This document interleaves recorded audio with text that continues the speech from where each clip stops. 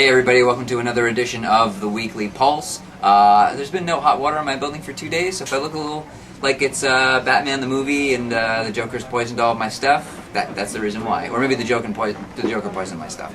Hey, we've got some comics. It's a wacky wild day, terrorists in town. Not terrorists. Tourists, the same thing.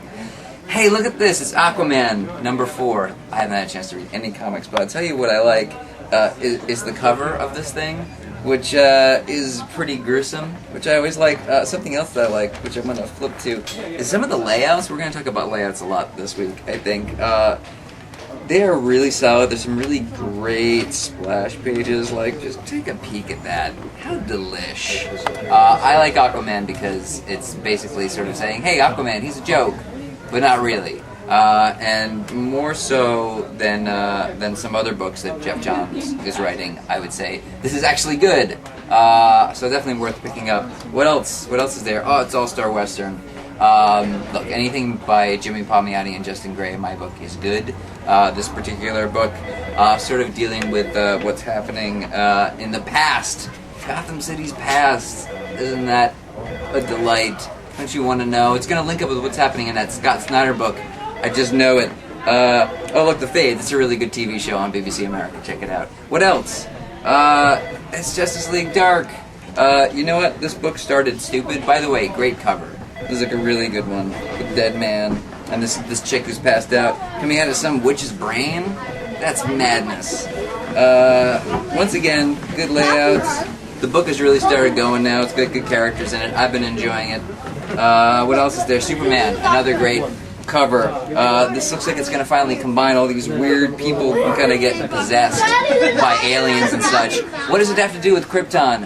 Who knows? It's written by George Perez, and for my money is better than Action Comics or almost any other book on the stands. So check that one out too. What else? American Vampire. My goodness, Scott Snyder. This book is great. Good jumping on point this issue. It's a whole new set of characters. It's going to be greasers. Greaser vampires. Could you possibly complain? Could you have anything to say about that? I didn't think so. Captain America.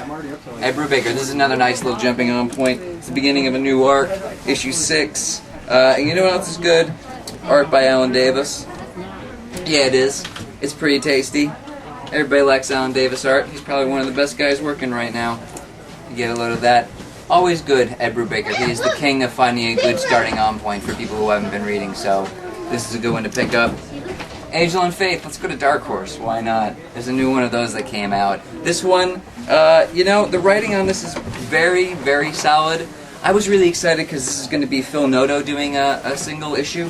I gotta be honest with you though, I think he kind of phoned it in a little bit, or maybe got rushed. I don't know what happened. I love Phil Noto. Typically, I didn't think the art was that great on this one, but the writing by Chris Gage is solid, and Rebecca Isaacs, who usually does the book, is fantastic. Still worth a pickup. The Guild also came out. There's really not a lot to say. If you like the Guild, you'll like the comic. Pick it up. The Cape. This is a Joe Hill story, ongoing. If you haven't been reading all along, you might want to wait till the trade. But this is about a really bad dude that his cape that he had when he was a little kid. It turns out he can fly, and what he does with it is, well, bad things. He's not a very nice guy, is what I'm saying, and it's kind of great. So if you've been reading it, I would say keep reading. If not, definitely catch it in the trades. IDW. It's a Michelangelo one-shot. I'm not even going to talk about it. If you like Teenage Mutant Ninja Turtles, this is great. Brian Lynch, excellent writer.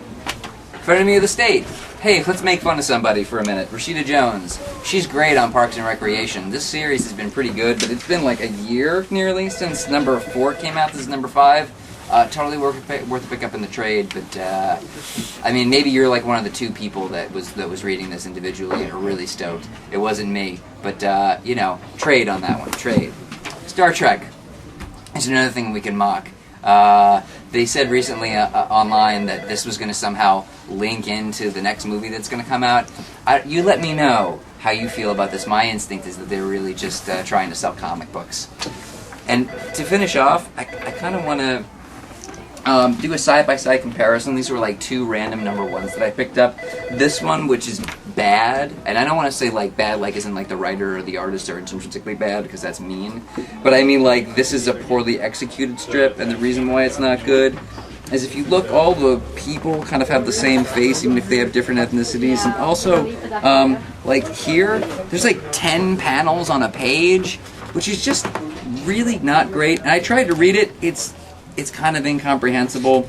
So this is an example, and again, like, look, same thing, like, too many panels. But then here, and I think actually in the page before, you can see that this person can do some good stuff. It's just a little more of this, a little less of this. But it's not like you can never, ever do a lot of panels on a page. If you're doing like a more of a comic style book, like this one, Too Much Coffee Man, which, by the way, get a load of this cover, again, comparatively. Not a great cover, it's a little too bland, can't really figure out what's going on. This title you can barely even read, what does it even say? Extinction Seed, I think? Not great.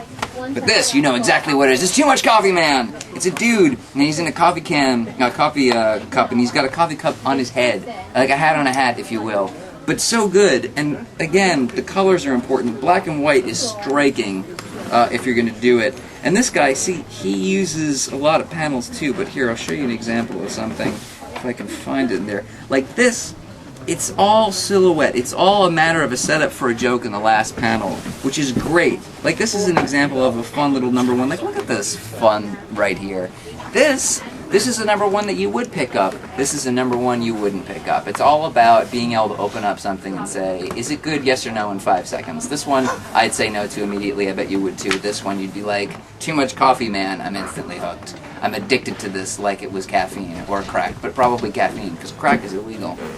That's everything I've got this week. Thanks for tuning in, and I'll see you next week.